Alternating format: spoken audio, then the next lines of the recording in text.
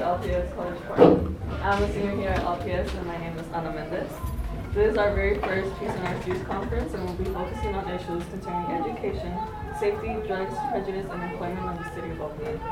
Our panel guests here today include Geraldine, she is a senior here at LPS. We have Reverend Dr. Harold R. Mayberry. He has been a senior pastor of the First American Methodist Episcopal Church in Oakland for the last 16 years. He has also been the chairperson of the Episcopal Committee of the AME Church worldwide for the last 12 years. The role that gives him oversight of the committee that places the bishops in the denomination of various districts around the world. He is the local leader of the new movement Occupy the Dreams, which marries the ideas of both Occupy movement and the dream of Dr. Martin Luther King Jr. He is a graduate of Wilberforce University in Payne Theological Seminary in Ohio and the New Orleans Baptist Theological Seminary in Louisiana. And Mr. Leon, he is a graduate of the University of California, Berkeley. He is the Dean of Students here at LPS College Park School, a position that guides the students to discipline and academic development towards graduation. He has many positive connections into the life of his community. As he is from the city of Oakland, he ensures the safety and the culture of learning is possible and consistent in the school. We thank you. Can we get a round of applause?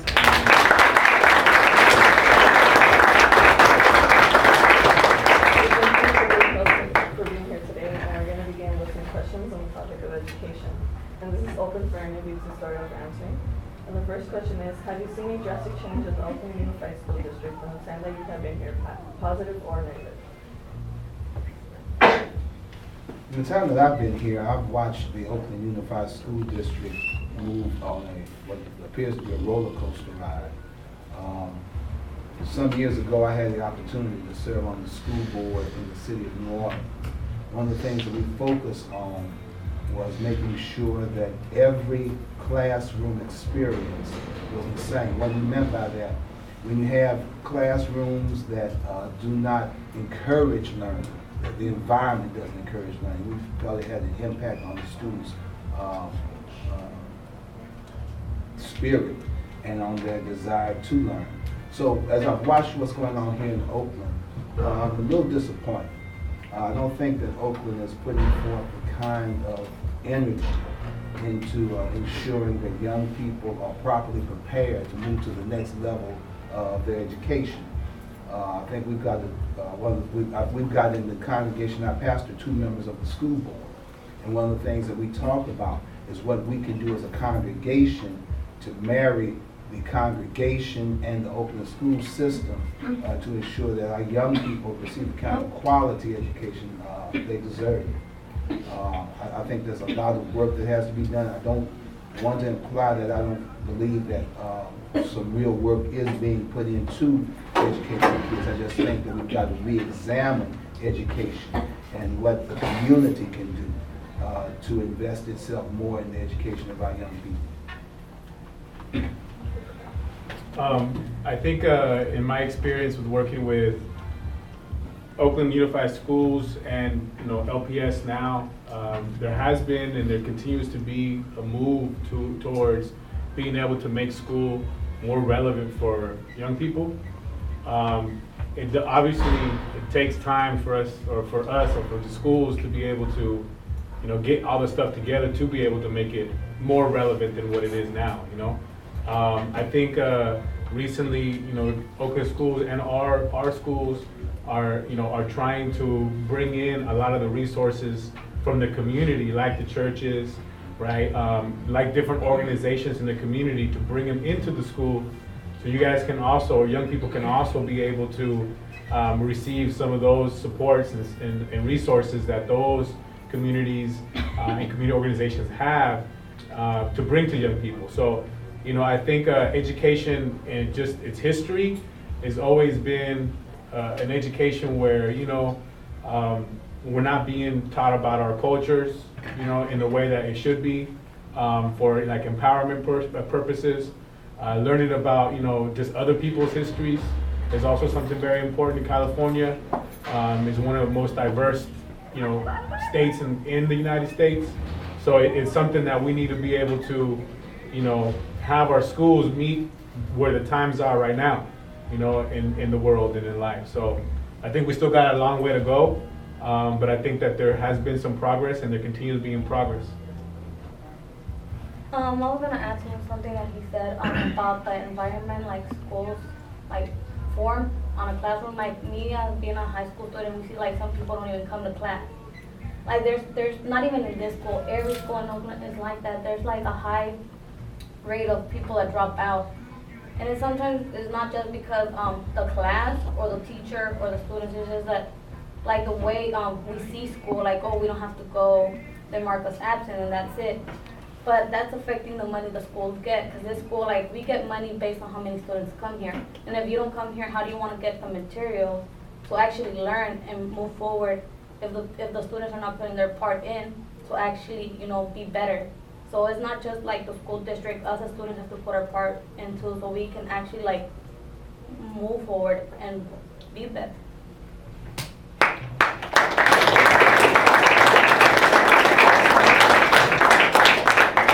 With the issues that we have in our education system, do you guys believe that the solutions are financially based, or is there something else to it? I don't think it's solely financially based. I think that, look at where cities invest the most money. Wherever you invest the most money is where your real priorities are. And so I don't think that it's solely financially based. I think, as both of the panelists have said, when we talk about resources that we have within the community other than money, there are numerous resources in this community. Let's look at some. We have retired teachers in every part of our community who are still willing to give their time to help tutor young people. One of the things that our congregation did, we set up a tutoring program and we used former teachers who gave their time to volunteer to work with young people who needed special attention. I think one of the mistakes we make is we assume that we have to attach a dollar sign to everything that we do in order to make it work. I think you're exactly right. There are a number of resources that we just have to dig up and explore and see how they can be useful in helping to achieve the kind of goals that we're talking about establishing.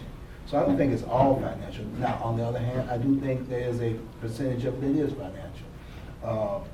If we're really serious about quality education, we've got to invest some money in it. But we don't need to make the mistake of assuming that it's all about money.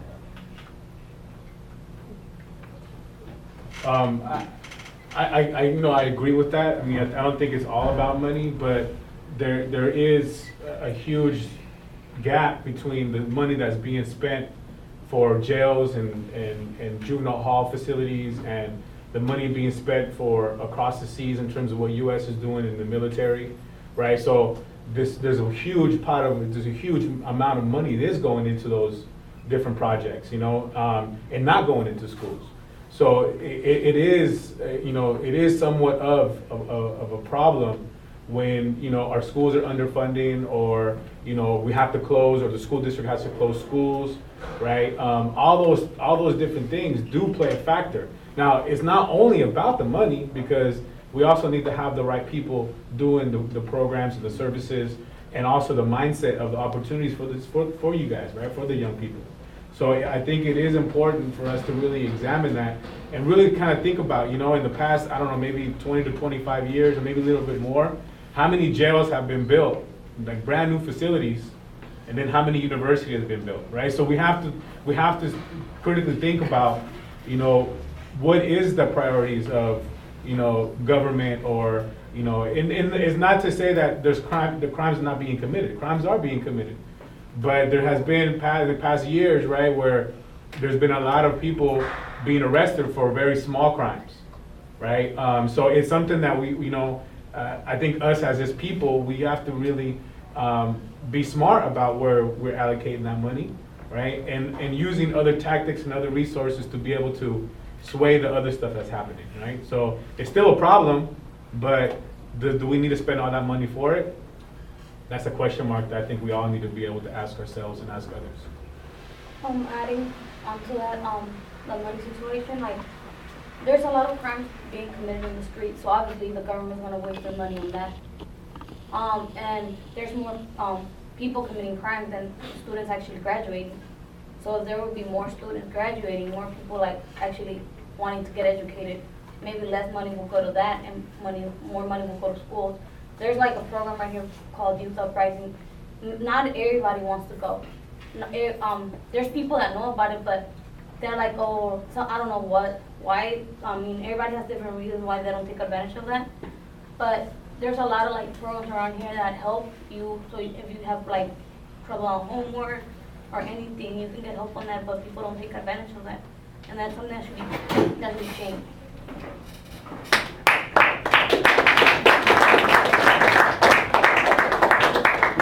Our next topic is on safety, and the first question is, are the schools in our city really a safe place for our students?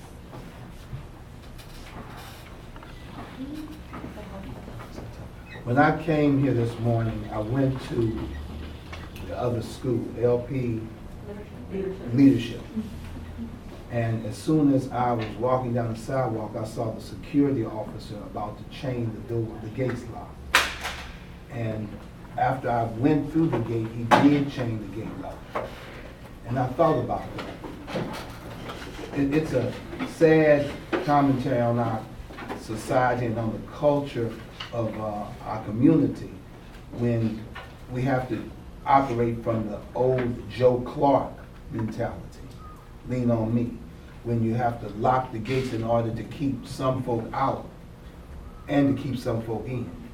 So it makes me wonder how safe our schools really are. When I went through another gate, it locked behind me. And that reminded me of the prison system where people are incarcerated and you hear gates locking behind you. If that's the mentality we are establishing in our schools, what is it saying to the people in the school? That they're operating just like prisons operate, with locked gates, can't go through certain places. At some point, we've got to really take a serious look at how safe our schools really are and what we really need to do to have the people who are in the school feel safe, have people outside of the school understand you can't come in here and disrupt this environment, and not establish a prison mentality. What's it say when a young person goes home in the evening after having been in what appears to be a prison environment? Is that why some of the kinds of things that happen in our streets happen after you come out of an environment where you feel you've been locked up all day? So I think based on situations like that, we've got to really address how safe our kids are in school. I don't know in the Oakland public school system or in charter schools in this city if they have metal detectors, but in some cities that I've lived in, we've got metal detectors. What does it really say when we have to make sure that guns are not coming into the school in order to make sure our young people are safe? So I think we've just got to really address the culture of safety in our schools. I think I agree with that. There's a lot of I think the feeling of schools. Most high schools now, you walk around and they have their gates closed. They have gates. Castlemont at one point didn't have these gates. You know what I mean? Didn't have these fences. Other schools did not have those fences, right? So it does feel like when you can't walk out of these gates in the front, any time of the day. Or the only times that are open is before school and after school. It does feel like a prison, right? It doesn't feel. I mean, it doesn't say about if the actual schools are safe. The gate doesn't make the school safe, right? It doesn't. It's like the culture of what we build, right? And then what we keep people accountable for. That I think that's what creates the safety, right? And making sure that there's people here that or any school that are, the first priority is to make sure that we understand who's coming into the building and who's leaving, right? Not to say that they can't come in or they can't leave, but what's the business that they're coming in here for? Is it to bring more services to young people? Is it to cause trouble? right? And identifying those different things. So I do think that, you know, schools spend a lot of energy and effort to make schools safe. I think the tactics of locking up gates on the outdoors is not the best. But you know, I think at least for our school, I feel like we have a pretty good safety, you know, procedures and safety plan, and enough people to be able to kind of keep eye on who's coming in and who's leaving. You know, our doors in the front are always open. You know, our side of the entrance are always open, and the gate is always open, right? So it's something that we don't, you know, we've seen some students say, well, why don't we just close the gate, or why don't we, you know, and it's just kind of like, for emergency purposes, we can't. If there's an emergency, we have to be able to evacuate the building immediately, right? And having a closed door or gated, locked with chains creates a hazard, right? So, you know, for me personally, I think that, you know, a lot of the times where we have schools like this, it does create more of a kind of closed environment, prison-like environment, that is not necessarily supporting the learning that needs to happen in school. I kind of agree with you guys, but like, I see that when people like the schools lock the doors and all of that, it's like, that's something that they realize some years behind that they have to do to actually have the students be protected. Because you know, like there's a lot of violence going outside of around the school or whatever. And like you said, like when students go home, if there's violence in their neighborhood, they might bring it to the school the next day because it's in their head and they can get it out or whatever. So like that's something that the schools have to do to actually just have the kids that go there stay there and don't go out. Because like so there's some schools that let people go out for lunch or whatever and they don't come back. So that there's like kind of like a trust problem there too. So that says to me that we have to change the culture.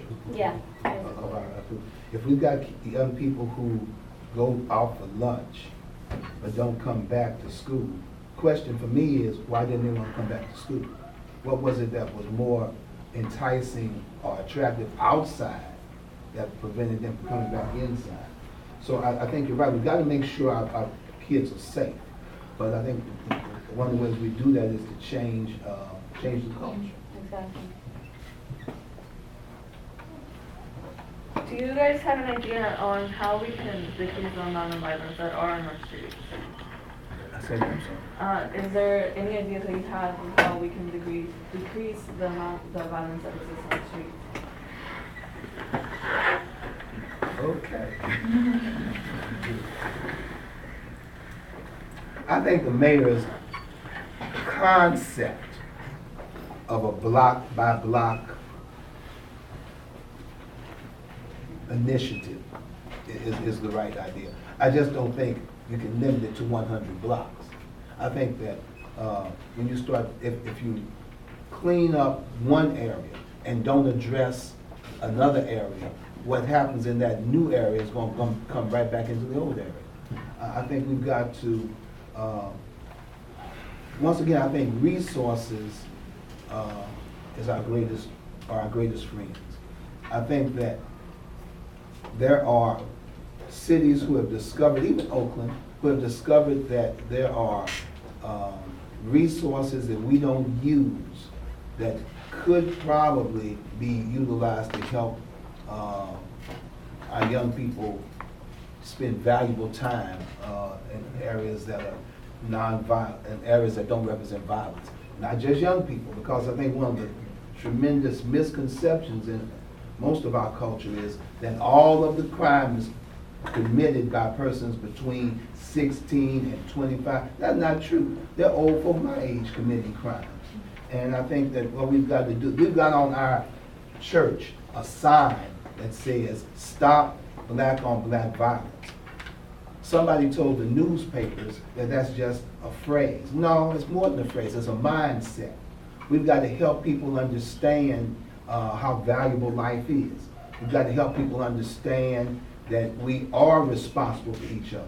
When we help people begin to appreciate life, begin to value life, then it's not as easy for me to pick up a gun and do some of the kinds of things that we see happening in our communities.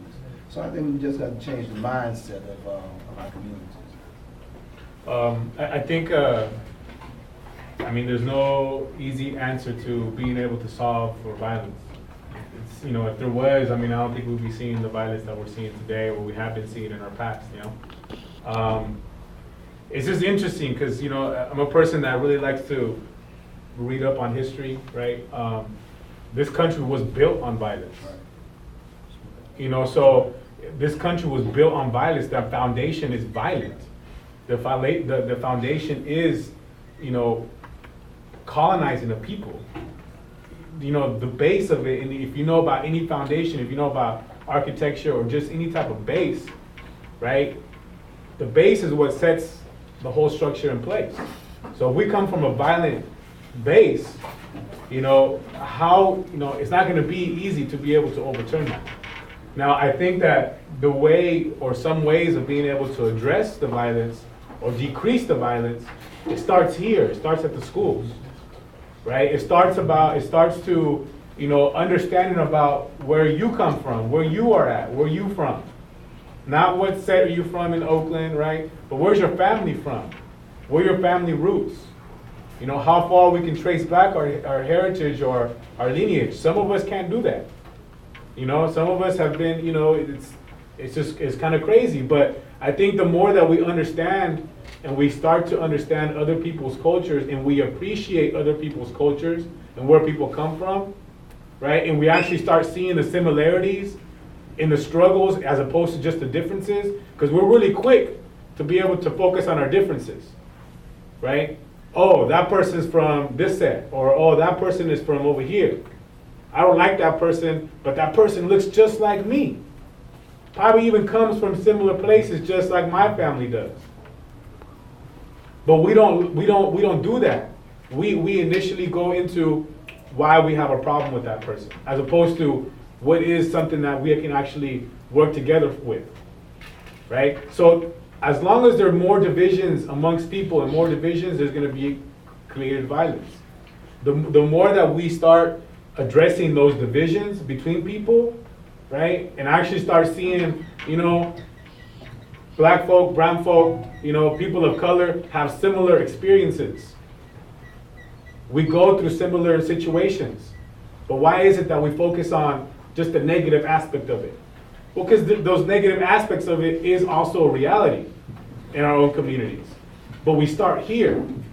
We start challenging that in a place that we can be safe to be able to debate, be able to have conversation, have dialogue. And it's okay to disagree. But there's going to be moments where we can agree. People shouldn't be losing lives over something very small, over something that's posted on Facebook, over something that's posted on the internet, on a blog. You're doing this, they said this about me, and now a person's dead because of something that may not even have been true. Technology has used, and it continues to be used as a vehicle, as a way to be able to deal with a lot, or not deal with it, but escalate a lot of the just small little stuff that's been happening, or the differences amongst people. So there is no real, you know, easy solution to this. It starts by you guys and all of us opening our minds, you know, to something that's maybe different than what we know and what we do know, right? Challenging ourselves to learn something new and not being closed, right, to our own little world, but the world of others too. I kind of agree with you guys. Like he was in the mindset to see like each other, like treating our own brothers and sisters. I don't mean brothers, but like your own people for a block, a color, things that are not important. Like if you will spend that like what anger on actually like something good, like your education, there will be a change. And then people will be like, wow, like they're actually fighting for something good. But people you see in the streets every day fighting for something that is like nonsense. People are fighting for what? You're wearing a red shirt, I'm wearing a blue shirt. I don't like you because you're wearing red, I'm wearing blue, or whatever. And then you actually look at them and you're like, is that really important? And then like, it's just the communication, like blocks to block path. Because like, as you can see, like we're all divided. There's blocks that are like full of white people, there's blocks full of Chinese people, there's blocks full of Mexicans, full of blacks. And then some people can't even communicate, but like we all are tied in together. somewhere or another, we have, some point to another, we have to help each other. But we don't realize that until something like bad happens. And that's not the thing, like we have to do something good before that bad stuff happens so we can actually proceed and move forward with our community. But people don't see it like that.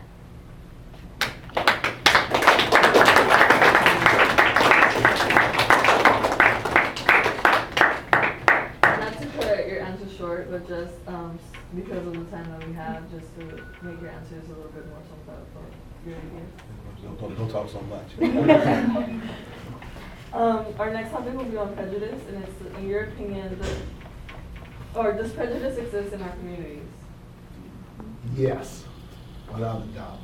I saw something interesting in the office, and I think, is it true that part of your uniform is a hoodie? Yes. When I saw that, the first thing that hit me, here's a school who understands that it's not what you wear that should make you who you are, it's your character. But our society identifies people based on what they wear as good, bad, evil. And I think that I don't know how we rid our society of the kind of prejudice that exists. But yes, it does still exist. It does, I think it talks, what I just talked about in the prior question is, it does because people do not want to accept differences, and people base their, other people or treat other people because they're different, whether they're, a different race or a different, sexual orientation, whether they're, straight or gay, right? They treat people differently based on that, right? And it's not okay, right? It's not okay. So as long as we are focused on the divides and the differences of people, there's always going to be prejudice. I agree with both of them. In your opinion, does the way that our law treats a certain individual change upon their skin color or their appearance?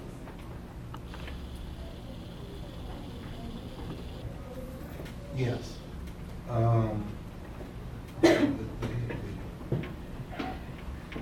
Isn't it interesting that what happened in Sanford, Florida was about one thing and one thing only, difference. A young man who didn't look like somebody thought he should have looked, wearing what somebody thought he shouldn't be wearing, was treated differently.